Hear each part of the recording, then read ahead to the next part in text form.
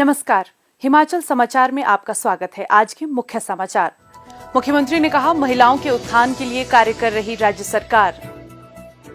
मुख्यमंत्री ने किया केंद्र से विद्युत परियोजनाओं में प्रदेश की भागीदारी बढ़ाने का आग्रह। सूचना प्रौद्योगिकी तथा ई गवर्नेंस को बढ़ावा देने के लिए हिमाचल प्रदेश को डिजिटल नवाचारों में प्रगतिशील राज्य का सराहना पुरस्कार। और अब समाचार विस्तार से। मुख्यमंत्री ठाकुर सुखविंदर सिंह सुक्खू ने कहा कि महिलाएं समाज का अभिन्न अंग हैं और प्रदेश सरकार ने महिलाओं को लाभान्वित करने के लिए कई योजनाएं शुरू की हैं। मुख्यमंत्री ने आज शिमला में एक दैनिक समाचार पत्र के कार्यक्रम को संबोधित करते हुए कहा कि प्रदेश सरकार ने लैंड सीलिंग एक्ट में संशोधन कर पैतृक संपत्ति में बेटियों को बेटों के समान एक स्वतंत्र इकाई का दर्जा प्रदान किया है।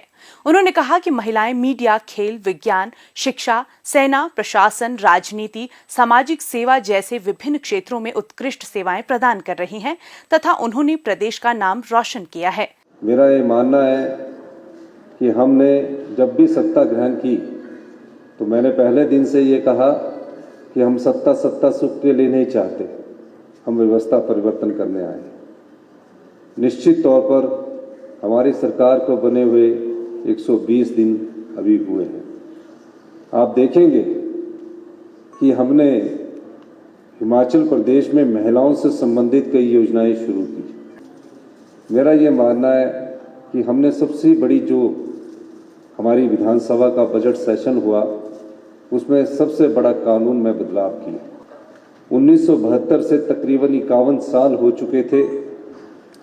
जो 1972 का लैंड होल्डिंग एक्ट था उसमें बेटी को इकाई नहीं माना जाता था।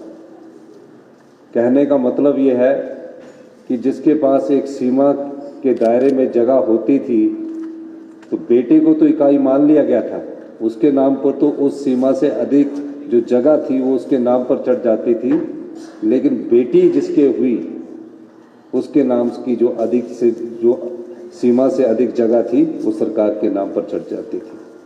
तो कई ऐसे परिवार थे जिनकी जगहें सरकार में चली गई लेकिन बेटी को इकाई नहीं माना गया।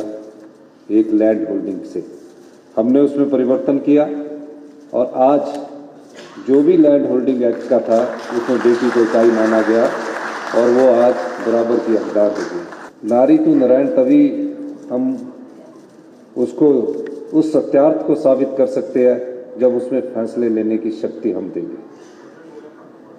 आज हिमाचल प्रदेश में हमने नारियों को महत्वपूर्ण स्थान दिया है। मेरी अपनी सोच है, पंचायती राज चुनाव जो होते हैं उसमें 57% महिलाएं चुनकर आई है। जब हम नारी के हाथ में फैसला लेने की ताकत देंगे तब निश्चित तौर पर समाज का उत्थान होगा। जब नारी घर में फैसला लेकर अपने गृहस्थी जीवन को चला सकती है, हमारे परिवार में नारी ही फैसला लेती है गृहस्थी जीवन में चलाने के लिए, तो जीवन में जब हम उनको अपनी राजनीतिक ताकत दे या सत्ता की ताकत दे तो निश्चित तौर पर समाज का कल्याण होता है। महिलाएं प्रदेश के विकास में पुरुषों के समान योगदान दे रही हैं। उन्होंने कहा कि बजट में पात्र विधवा महिलाओं एवं एकल नारियों को आवास निर्माण के लिए 1.5 लाख रुपए की आर्थिक सहायता और राज्य की 20,000 मेधावी छात्राओं को ई स्कूटी खरीदने पर 25,000 रुपए का उपदान का भी प्रावधान किया गया है।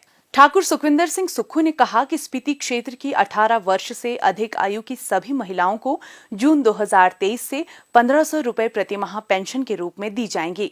उन्होंने कहा कि अपने 3 दिवसीय स्पीति प्रवास के दौरान उन्होंने वहां के निवासियों की बिजली, पानी सहित अन्य समस्याओं के बारे में जाना और इसके समाधान के लिए अधिकारियों की एक टीम जल्द ही स्पीति घाटी का दौरा करेगी। मुख्यमंत्री ने कहा कि राज्य सरकार शिक्षा और स्वास्थ्य के क्षेत्र में कई ऐतिहासिक फैसले ले रही है जिसके सकारात्मक परिणाम आने वाले समय में दिखाई देंगे। औद्योगिक प्रशिक्षण संस्थानों में नए तकनीकी पाठ्यक्रम शुरू किए जा रहे हैं जिससे युवाओं को रोजगार के बेहतर अवसर उपलब्ध होंगे। मुख्यमंत्री ठाकुर सुखविंदर सिंह सुक्खू ने अपने काजा प्रवास के दौरान रविवार को भारत सरकार की ऊर्जा सचिव श्री आलोक कुमार से भेंट की और राज्य के विद्युत परियोजनाओं से जुड़े विभिन्न मुद्दों पर चर्चा की। मुख्यमंत्री ने केंद्रीय सचिव के साथ बैठक के दौरान विभिन्न जल विद्युत परियोजनाओं के लिए राज्य सरकार और सतलुज जल विद्युत निगम के मध्य हस्ताक्षरित समझौता ज्ञापनों पर चिंता व्यक्त करते हुए कहा कि इन परियोजनाओं में हिमाचल प्रदेश को क्रमबद्ध हिस्सेदारी की पेशकश राज्य के लोगों के हितों के साथ अन्याय है। इन परियोजनाओं में 210 मेगावाट की लुहरी 1, 172 मेगावाट लुहरी 2, 382 मेगावाट सुन्नी और 66 मेगावाट की धौलासिद्ध सहित अन्य परियोजनाएं भी शामिल हैं। मुख्यमंत्री ने केंद्र सरकार से इन समझौतों का पुनः परीक्षण करने का आग्रह किया।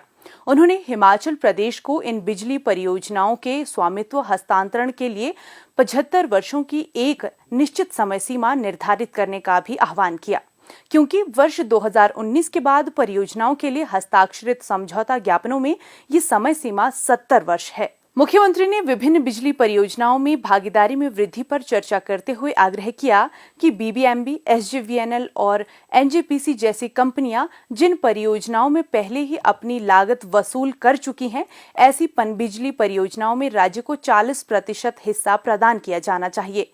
उन्होंने कहा कि पंजाब के साथ 110 मेगावाट की शानन जल विद्युत परियोजना के लिए पट्टे की अवधि वर्ष 2024 में समाप्त हो जाएगी। उन्होंने पट्टे की अवधि समाप्त होने के बाद हिमाचल को उसका उचित हिस्सा प्रदान करने पर बल दिया। मुख्यमंत्री ठाकुर सुखविंदर सिंह सुक्खू को आज प्रदेश के सूचना प्रौद्योगिकी सचिव श्री अभिषेक जैन ने डिजिटल नवाचारों में प्रगतिशील राज्य का सराहना पुरस्कार सौंपा।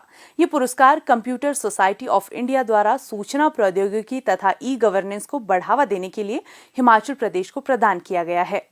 मुख्यमंत्री ने बताया कि राज्य में आईटी और ई गवर्नेंस को बढ़ावा देने के लिए सूचना प्रौद्योगिकी विभाग द्वारा शुरू की गई पहल के लिए ये पुरस्कार प्रदान किया गया है।